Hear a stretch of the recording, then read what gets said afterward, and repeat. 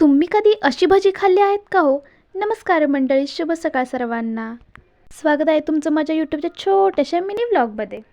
तर आज मी सुंदरी बनण्याचा प्रयत्न करत होते, पण अतरंगी कधी सुंदरी बनू शकते का? नाही ना.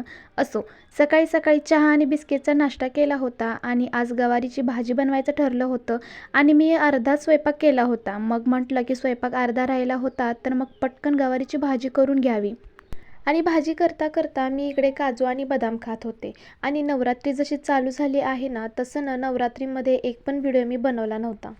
मग म्हटलं चला एक व्हिडिओ तरी बनवू, गेट रेडी विथ मीचा. म्हणून मग मी मामीच्या कपाटामध्ये साडी शोधायला गेले होते. मी साडी बघतच होते की तोपर्यंत पिल्या मला बोलला की दीदी ही साडी घाल, म्हणून ही साडी घाल.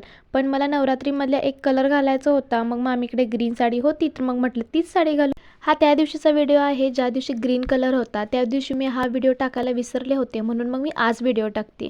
तर चला, ग्रीन साडीवरचा मी मस्तपैकी व्हिडिओ केलेला आहे आणि तो मी टाकलेला पण आहे. व्हिडिओसाठी जो मेकअप केला होता ना, तो मी मेकअप काढला. एका व्हिडिओसाठी किती मेहनत करावी लागते. असो, मी व्हिडिओ टाकला आहे, चेक करा, खाली मी लिंक देतेच आहे.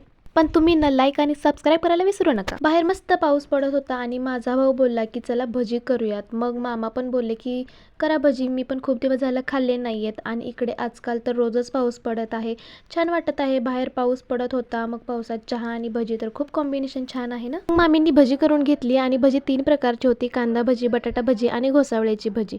तुम्ही कधी खाल्ली आहेत का हो घोसावळ्याची भजी? मला नक्कीच सांगा.